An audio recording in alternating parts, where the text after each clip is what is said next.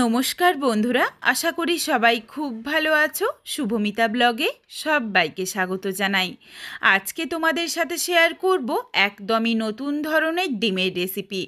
হাতে মাত্র 10 মিনিট সময় থাকলেই গরম ভাত হোক বা রুটি পরোটা যে কোনো কিছুর সাথে খাওয়ার জন্য চটজলদি এই ডিমের রেসিপিটা কিন্তু একবার ট্রাই করো। বাড়িতে অবশ্যই একবার বানিয়ে আমায় কমেন্ট করে জানাতে ভুলো না কিন্তু রেসিপিটা তোমাদের কেমন লাগলো। চটজলদি রেসিপি, খেতেও কিন্তু ভীষণ সুস্বাদু। তাহলে চলো বন্ধুরা, রেসিপিটা দেখে নেওয়া যাক। রেসিপিটা কেউ স্কিপ করো না, স্কিপ করলে আমি কি পদ্ধতিতে রেসিপিটা বানালাম বা কী মশলার অ্যাড করলাম সেটা তোমরা মিস করে যাবে, তখন হয়তো রেসিপিটা খেতে এতটা ভালো হবে না।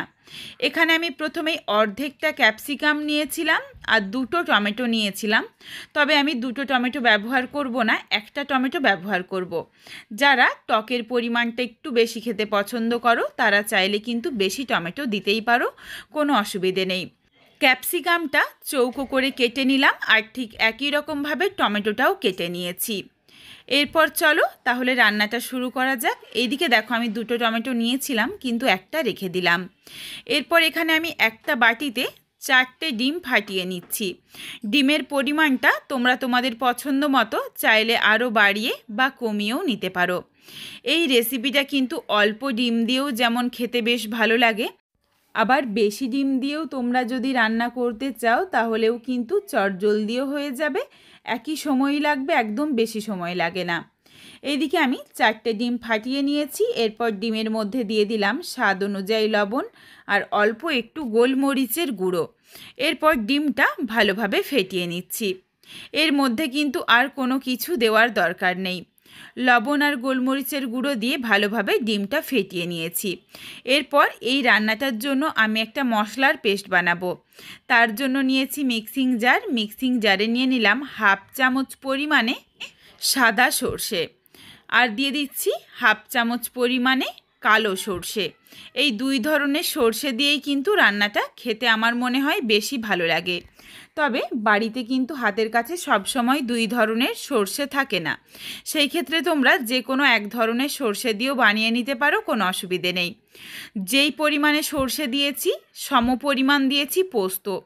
2 ধরনের সর্ষে মিলিয়ে আমি 1 চামচ দিয়েছিলাম, এই জন্য 1 চামচই পোস্ত দিয়েছি। কয়েকটা দিয়ে দিলাম কাজু বাদাম আর একটা ফাটিয়ে নেওয়া কাঁচা লঙ্কা। সামান্য একটু লবণও দিয়েছিলাম যাতে কোনোভাবেই সর্ষেটা তেতো না হয়ে যায়, ওই জায়গার ভিডিওটা স্কিপ হয়ে গেছে। এরপর সামান্য একটু জল দিয়ে একদম মিহি করে মশলাটা বেটে রাখলাম।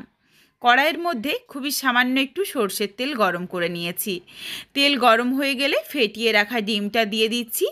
ডিমটা একদম হালকা করে ভেজে ডিমটা ঝুরি বানিয়ে তুলে রাখবো। খুব বেশি যে একদম গুঁড়ো গুঁড়ো করে ঝুরি বানাবো সেটাও না, যাতে একটু বড় বড় টুকরো থাকে, তাহলে কিন্তু খেতে আমার মনে হয় বেশি ভালো লাগবে। ডিমটা দেখো একদম হালকা করে ভেজে ঝুরি করে নিয়েছি। এরপর ডিমটা তুলে রাখছি। ওই কড়াইয়ের মধ্যেই আবারও সামান্য একটু সর্ষের তেল দিয়ে দিচ্ছি। এই রেসিপিটার মধ্যে কিন্তু তেলের পরিমাণও খুবই অল্প লাগে, খেতেও বেশ ভালো লাগে। প্রায় 1 থেকে 1.5 চামচের মতো সর্ষের তেল গরম করে দিয়ে দিলাম কেটে রাখা টমেটো আর ক্যাপসিকাম। টমেটো আর ক্যাপসিকামটা অনবরত নাড়াচাড়া করে একদম হালকা করে একটু ভেজে নেব।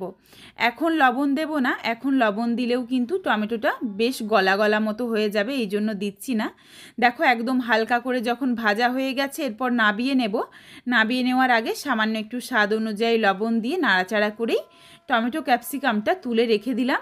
যেই পাত্রে ডিম ভেজে রেখেছিলাম ডিমের সাথেই রেখে দিলাম। ওই কড়াইয়ের মধ্যে আবারও প্রায় 1 থেকে 1.5 চামচ পরিমাণে সর্ষের তেল গরম করে নিয়েছি। তেলটা খুব ভালোভাবে গরম হয়ে গেছে। প্রথমেই দিয়ে দিলাম বেশ কিছুটা পরিমাণে পেঁয়াজ কুচি।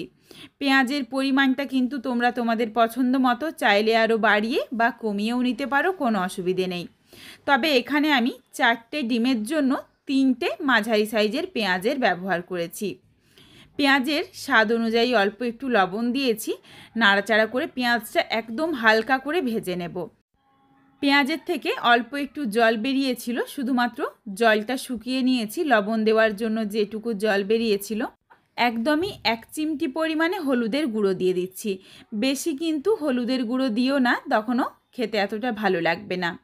সামান্য একটু হলুদের গুঁড়ো দিয়ে নাড়াচাড়া করে মিশিয়ে নিলাম। চাইলে কিন্তু হলুদের গুঁড়োটা বাদ দিয়েও রান্নাটা করা যায়, তবে এখানে যে আমি পেঁয়াজ বা সর্ষে পোস্ত বাটার ব্যবহার করেছি এর জন্য কিন্তু সামান্য একটু হলুদ দিলাম কালারের জন্য। মশলাটা দিয়ে নাড়াচাড়া করে মিশিয়েই দিয়ে দিচ্ছি মশলার বাটিটা ধোয়া বেশ কিছুটা পরিমাণে জল, প্রায় 1 কাপ পরিমাণে জল দিয়ে দিচ্ছি। তোমরা চাইলে কিন্তু কাজু বাদাম বাটা বাদ দিয়েও রান্নাটা করতে পারো। আমি যে মশলাটা বেটেছিলাম কাজু বাদামের পরিবর্তে চারমগজ দেওয়া যেতে পারে, অথবা শুধু সর্ষে পোস্ত দিয়েও রান্নাটা করা যেতে পারে, কোনো অসুবিধে নেই। এই রান্নাটার মধ্যে শুধুমাত্র হলুদের গুঁড়োই ব্যবহার হবে, আর অন্য কিচ্ছু গুঁড়ো মশলা দেওয়ার কিন্তু দরকার নেই। আর এই রান্নাতে যেই ঝালটা হবে ঝালটাও কিন্তু কাঁচা লঙ্কার, গুঁড়ো লঙ্কা দেওয়া যাবে না। কাঁচা লঙ্কার তাহলে সুন্দর একটা গন্ধও থাকবে, এই রান্নাটার কালারটাও ভীষণ সুন্দর থাকবে, খেতেও বেশ ভালো লাগে। গ্রেভিটা যখন ফুটে উঠেছিল তারপর দিয়ে দিয়েছি ভেজে রাখা ডিম, ক্যাপসিকাম আর টমেটো, সমস্ত কিছু একসাথে দিয়ে ভালোভাবে মিশিয়ে নিয়েছি। এরপর এখানে সামান্য একটু স্বাদ অনুযায়ী লবণ দিয়ে দিলাম। এরপর কিন্তু গ্যাসের ফ্লেম লোতে করে ঢাকা চাপা দিয়ে কিছুক্ষণ সময় নিয়ে রান্নাটা করে নিতে হবে। এই রেসিপিটা তোমরা যদি চাও একদম শুকনো শুকনো করবে সেটাও করতে পারো, বা যদি চাও একটু মাখো মাখো থাকবে সেটাও কিন্তু রাখতে পারো। সামান্য একটু চিনি দিয়ে দিয়েছি টেস্টটা ব্যালেন্স করার জন্য, যাতে খেতে আরও বেশি ভালো লাগে। এরপর গ্যাসের ফ্লেম লোতে করে প্রায় মিনিট 3 মতো একটু রান্না করে নিচ্ছি। ফিরে আসছি প্রায় 3 মিনিট পর। 3 মিনিট পর ফিরে এসেছি। এরপর এখানে দিয়ে দিচ্ছি কয়েকটা চেরা কাঁচা লঙ্কা আর খুবই অল্প পরিমাণে ধনেপাতা। এগুলো দিলে কিন্তু খুবই সুন্দর একটা গন্ধ আসে আর খেতেও বেশ ভালো লাগে। কাঁচা লঙ্কা ধনেপাতা কুচি দিয়ে নাড়াচাড়া করে মিশিয়ে নিয়েছি। এরপর আবারও প্রায় মিনিট 2 সময় নিয়ে গ্যাসের ফ্লেম লোতে করে একটু ঢাকনা দিয়ে ঢেকে রাখছি, যাতে কাঁচা লঙ্কার ঝালটাও ভালোভাবে বেরিয়ে আসে আর সুন্দর একটা গন্ধও রান্নাটার সাথে মিশে যায়। প্রায় 2 মিনিটের মতো রান্নাটা করে নিয়েছি। রান্নাটা দেখো একদম রেডি হয়ে গেছে। এরপর নামিয়ে নেব, আর কোনো কিচ্ছু দেওয়ার দরকার নেই। আর এই রেসিপিটা দিয়ে গরম ভাত হোক বা রুটি পরোটা যে কোনো কিছুই অপূর্ব লাগে খেতে। বন্ধুরা বাড়িতে অবশ্যই একবার হলেও হাতে মাত্র 10 মিনিট সময় নিয়ে চটজলদি এই ডিমের রেসিপিটা বানিয়ে দেখো, তারপর আমায় কমেন্ট করে জানিও রেসিপিটা তোমাদের কেমন লাগলো। রেসিপিটা তোমাদের যদি ভালো লাগে তাহলে লাইক করো, শেয়ার করে বন্ধুদের দেখার সুযোগ করে দিও। তোমরা যদি আরও এই ধরনের নিত্য নতুন ঘরোয়া রেসিপি পেতে চাও তাহলে অবশ্যই আমার চ্যানেলটিকে সাবস্ক্রাইব করে পাশে থাকা বেলটি অন করে অল নোটিফিকেশান অন করে দিও, যাতে আমার প্রত্যেকটা রেসিপির নোটিফিকেশান সবার প্রথমে তোমাদের কাছে পৌঁছে যায়। আবারও খুব শীঘ্রই হাজির হচ্ছি নতুন কোনো এক ঘরোয়া রেসিপি নিয়ে। পরবর্তী রেসিপি দেখার আমন্ত্রণ রইল। পুরো ভিডিওটা দেখার জন্য অনেক অনেক ধন্যবাদ।